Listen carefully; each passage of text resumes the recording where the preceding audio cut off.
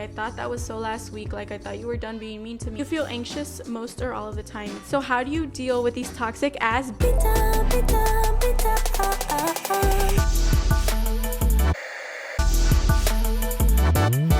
Hi, bitty baddies.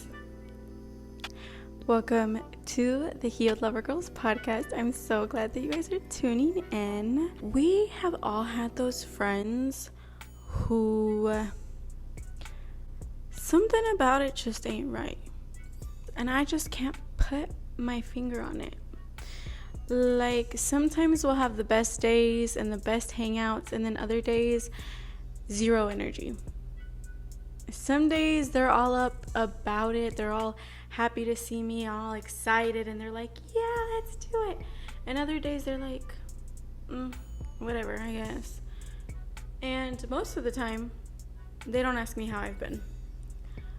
What is this? What would you call this? A toxic friend. A toxic friend. And a toxic friend can leave you feeling like you don't matter. Like you're not valuable and like you're not worthy. Now, this is not where toxic friends stop. So let's talk about it. Hi, welcome. Thank you for tuning in. My name is Doris. Yes, like a grandma, but a bad bitch grandma. And today we're going to be talking about toxic friendships because I know it's something that we all go through, and it's really hard, especially as a young teenage girl or a 20-year-old teenage girl. It's just really hard to deal with friendship breakups, and a lot of people say that they are even harder than romantic relationships. And let me tell you, I agree by like a lot, because I have lost friends, or I have had friendship breakups with friends, and it has taken me way longer to get over than any boyfriend I have ever had. Not including that one ex from 2016, but are you in a toxic relationship though? Like you. Like the person watching this thing, the person who after they click off of this video is gonna probably go eat something or brush their teeth or go to the park or go hang out with said friend that is making you feel confused about it. So confused that you are watching this video. IntuitiveHealingNYC.com says some signs that you are in a toxic relationship are really high highs and really low lows. Let's say one day you are having the best day with your friend, and then the next day you're not. One day she's giving you compliments, and then the next day she's not. One day she tells you that she really loves your shirt, and the next day, or literally 5 seconds after, she tells you that your shoes could be worked on. And you're not sure why, but you feel slightly slighted by that comment. But you don't feel like you are allowed to be mad because she's so nice, right? Or they're so nice, because not only girls can do this. You feel anxious most or all of the time. When you're with this person, you feel like you have to walk on eggshells. You never know which version of that person you're gonna get. And or when you're not even around them, you feel like you have to be watching out for what you're saying or what you're doing. You have been so accustomed to your friendship with them that your view of the world and yourself is now so clouded, you don't understand what's going on around you anymore, really. It feels like you're out of sight, out of mind.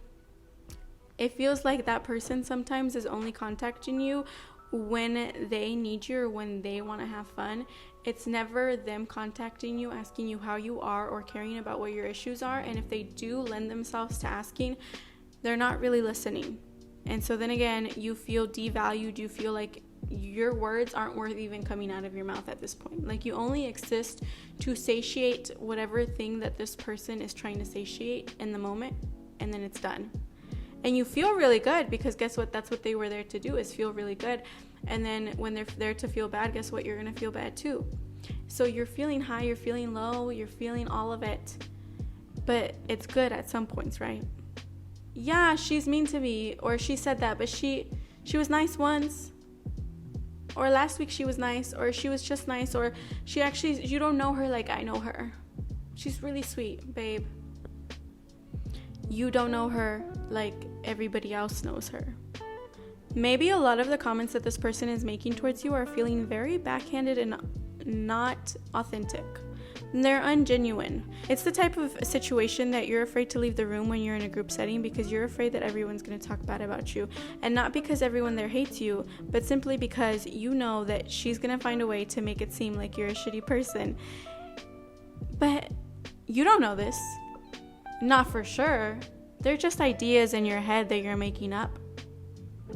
Why would she ever do that to you? Why would they ever do that to you? Why would this friend ever do this to you? Ding, ding, ding. If you're feeling triggered, traumatized, or getting flashbacks at this point, babe, you are in a toxic relationship. Specifically a toxic friendship, and it sounds like you're in a mean girl. Oh my goodness, stop it. Stop it. I did not know you could do that. No, I like holding it. You're in a mean girl relationship. You are now the whole cast of Mean Girls. At least the entourage. You are Katie Heron, you are Gretchen Wieners, and you are Karen Smith. Who cares? Amanda Seyfried, the one Amanda Seyfried plays, because that's all we care about, right? You are, whether you like to admit it or not, they're stepping stools for whatever they want. And that's a hard thing to admit, because when you are genuine and you love people and you enjoy people's company, you are only hanging out with people that you want to hang out with, right? So you would expect for the same from other people. The truth hurts when it hits you. Some people have not chosen to either grow up or to release their trauma, because most of the times when we make friends like this, it's because we are trauma bonding. We are either been in the same situation, we have the same household problems, we have the same bitchy mother, something, but we're bonded now. And you didn't react to your outcomes in life how they're acting to their outcomes in life, so you would assume that they're just in a tough place, they're just hurting right now. But that's who they're actively choosing to be. They are actively choosing to be who they are, and they do not care that you are just facing the repercussions of their actions. They don't care that you're getting the flames. They don't care that when they're super upset about whatever they're upset about, that it somehow affects you, and that's not fair for you. And I know that it's really hard to leave friends that you love and that you thought were genuine, but we have to do it. So how do you deal with these toxic ass bitches? Because at the end of the day, they're like leeches, and they love to hold on. They like to suck up all of your energy and leave you so dry that you have no energy to walk away, let alone run out that door. How do you sneak out the door? Honestly, at this point, if it's this bad, if it's a toxic relationship, if you need to sneak out the bathroom window and crawl out that hole and then jump into the dumpster to get out of that friendship, it might be worth it, because at least when you crawl out of the dumpster, you can get a shower and get new clothes. I've had my fair share of these friendships, and it's not always been girls. I have had that was a lie. I've had a couple bad friends in my life, and out of those bad friends in my life, I've had a couple toxic ones. So it takes two to tango. It takes two to tango. I know you don't want to hear it. I know you want to hear it. But behind every toxic relationship, there's at least two people. The person who is attacking or making you feel like less, or the one who is instigating. And then there could also be another person. Ding, ding, ding, you guessed it, the pushover, the one who's accepting less, the one who is insecure and is letting somebody else boss their life around or rule their life with their schedule or with whatever makes it seem happy for them at that convenient time. Again, I know it's hard to see that this is a pattern or that this is something that you're actively participating in, because it feels so freaking like it's out of your control. Like when it happens, you're like you get whiplash a little bit, because you're like, is that really what just happened? Like, I thought that was so last week. Like, I thought you were done being mean to me, and then it just happens again. Now, here's the thing. You're both unhappy with your lives. You're both unhappy with your lives. The two people in this relationship, which this is the basic outline of that type of relationship, right? It's the attacker, and then the attackee. There's the victim, and then there's the other victim. So, if If you see that, then you can see that they are not your friends. They're a victim. And when you have a victim for a friend, nothing is their fault, which means everything is either your fault or somebody else's fault. And you have to agree with that. The thing about these people who are attacking or the attackees, or let's just call them the toxic friend. The thing about this toxic friend that is in your life is that you're also being toxic. You're an enabler, you're accepting less, you're accepting their maltreatment, which is why they keep doing it. And the thing about these toxic people is that they're going to stick around for as long as you let them.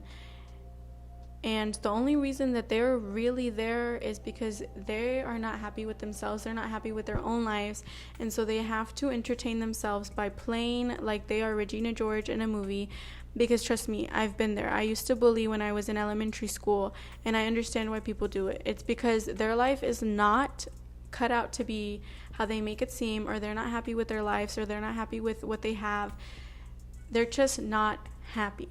And they're hurt, they're insecure, and other people in their life are telling them that they're not enough.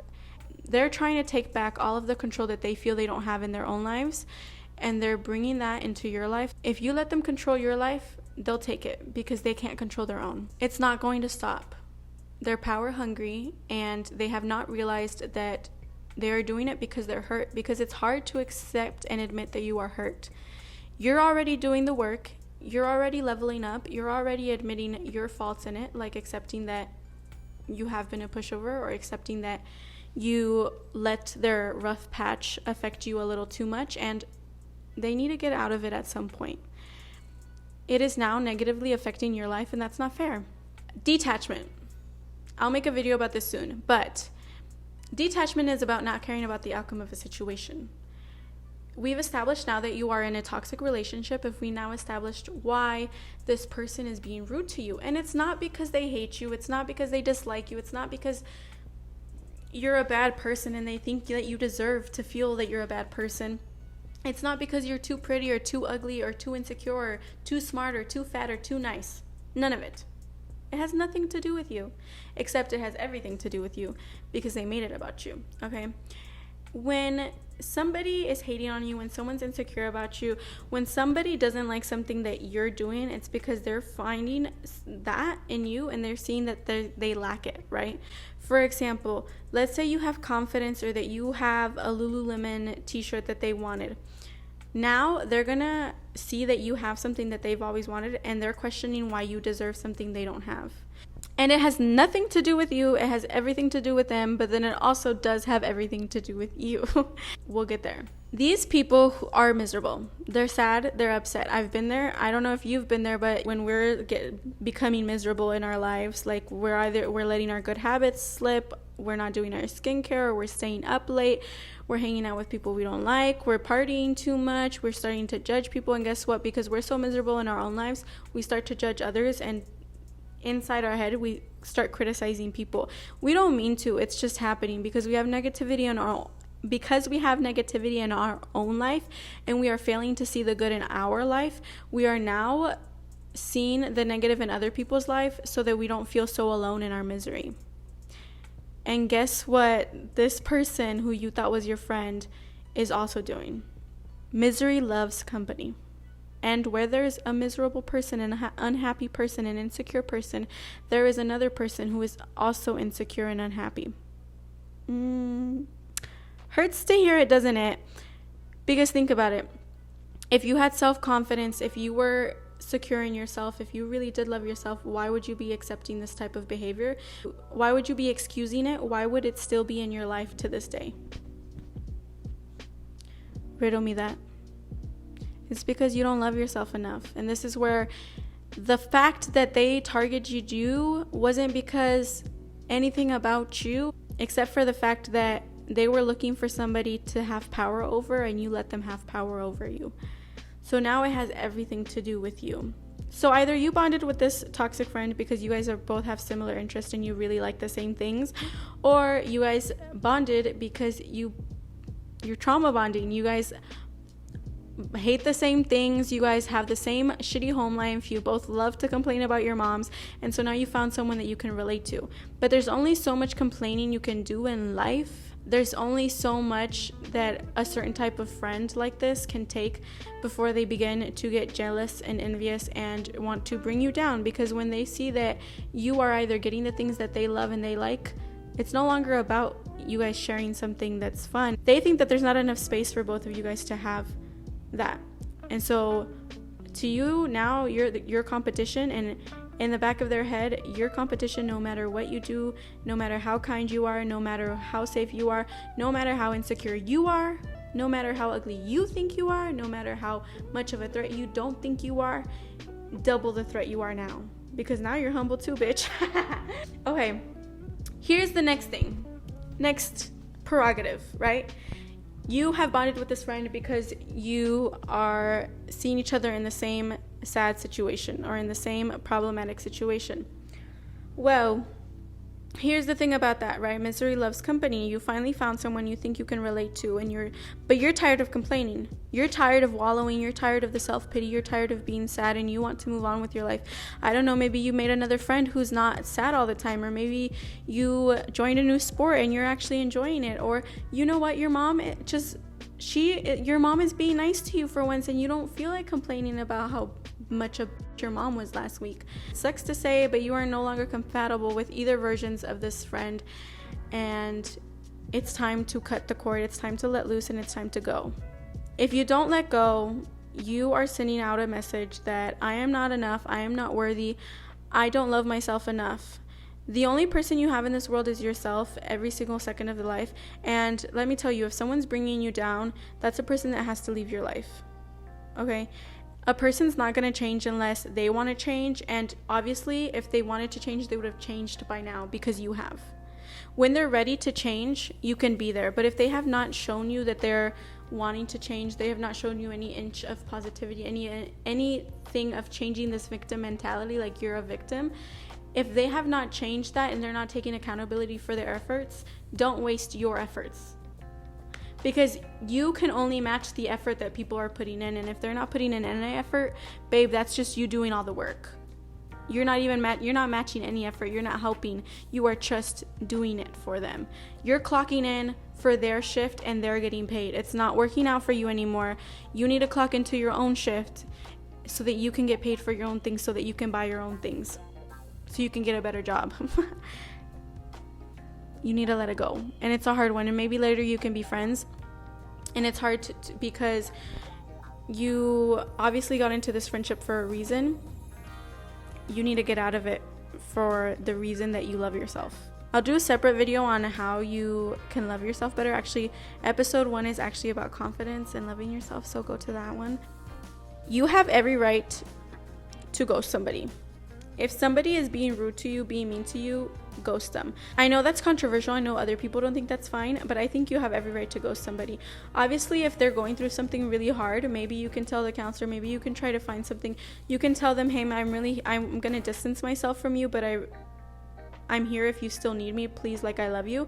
But at the end of the day, people's actions are their own, and it's not your job to carry another person on. You have to survive at the end of the day, right? You are going through all the same stuff they are, or different stuff, but you're going through something, and the only way that you can get out is through, and you need to get through whatever you're in so that you can get out. And then maybe once you're out and you have reached a balance and a stability in your life, you're no longer high, low, high, low, high, low.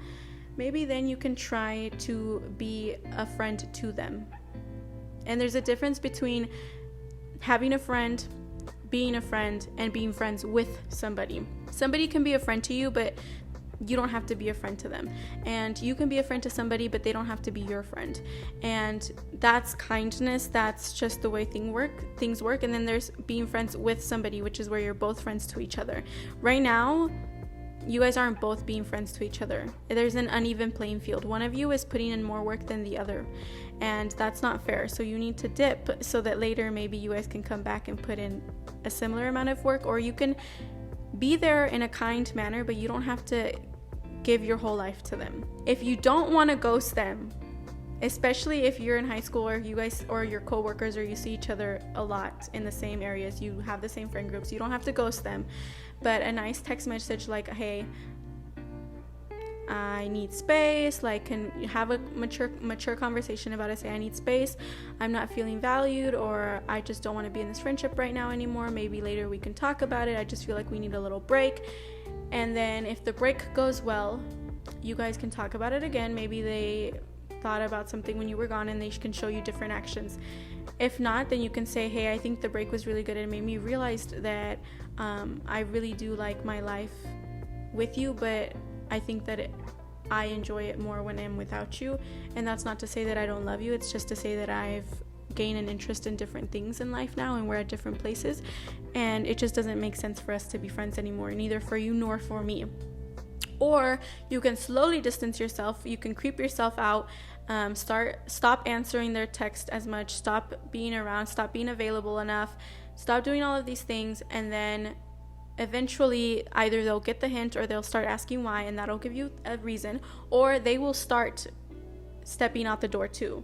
And honestly, I feel like that's the best that can happen, is both of you guys just step out the door and you guys deal with your own things as best as possible on your own.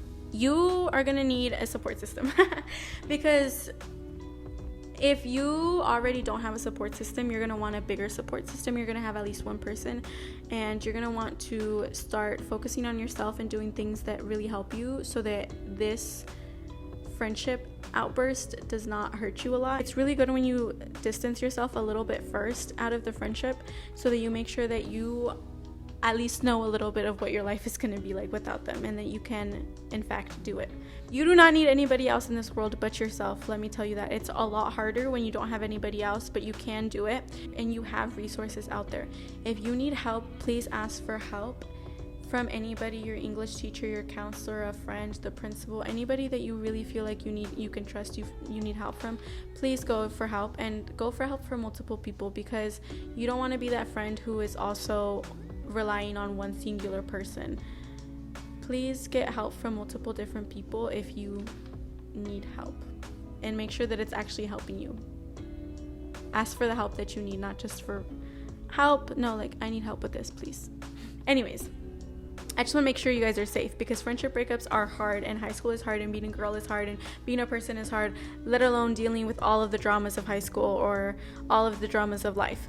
They're out of your life now. You've dropped a toxic friend. I know it's so freaking hard. It's so hard because people are mean, people are selfish, people are rude and insecure.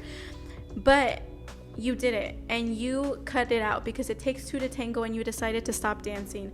And I'm so proud of you for that. And it doesn't matter if it takes you months to do it. What's important is that you do it, and that you cut it out, and that you're safe when you do it.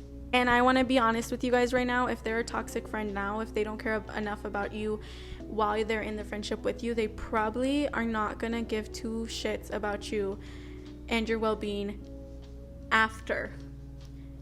Prepare yourself for that. Prepare yourself to see a completely different side of 180 of this person that you thought was your friend, that you thought was genuine, that you love and loved. And prepare to let it all go. When I had my first friendship falling out like that, she went around the whole school and told all of these rumors and lies about me. And then she went and she told freshmen about it. She told new students about it. She told teachers. She told everybody about it. And you know what I did? Sip, sap. Because the people who know me, the people who know my character, are going to choose not to believe it. And the people who do believe it, especially if they don't know me, are people that I'm not really interested in vibing with currently. Maybe later, when you prove yourself to be above the rumors and the gossip, we can talk. But if you're believing things about me that aren't true, then I don't feel like I want to be friends with you. Just know that people who are actively spreading hate out there are not people you want to align yourselves with. No matter how fun it looks that they are hating, no matter how much solidarity they're getting, again, misery loves misery. So if your friend that you just left who was miserable is spreading that misery about you, and other people are tagging along, it's because all of those people want to be miserable together, and you do not need to entertain that. It's better to be alone and happy and whatnot. Also, there's 7 billion people in the world. You can always find a new friend, but don't let yourself fall into another toxic friendship, because now you have taken the first step to loving yourself and showing yourself that you're worth it, and that you're worth being treated properly, and you are valid in your life and your experience. And it's going to be way easier for you to find people who feel that way when you feel that way, because you can tell. I want you to know that the reason you haven't been able to see good friends is because little Miss Miserable over there didn't want you to see the good in the world. And I promise, when you start seeing good in yourself, you'll start seeing good in the world, and you'll start seeing good in other people, and you'll be able to find at least one friend that is true and kind and genuine. And until the meantime, be your own friend. Cut yourself some slack. Be kind to yourself. Love yourself. Practice being kind to others. And the more you practice being kind to others, the more you can be kind to yourself. I love you. Bye. I hope you guys enjoyed this episode. If I left anything out, feel free to leave it down below in the comments. I love you guys. And I'll do a whole separate video about friendship breakups, because that's its own thing. Thank you so much for tuning into the Healed Lover Girls podcast. I'm so glad that we are on this journey together. If I left anything out, please leave it down below in the comments. Find some support for each other in the comments. I will be down in the comments. I will read every comment and reply to every comment. I love you guys. Thank you so much for watching. Don't forget to leave a comment, like, and subscribe.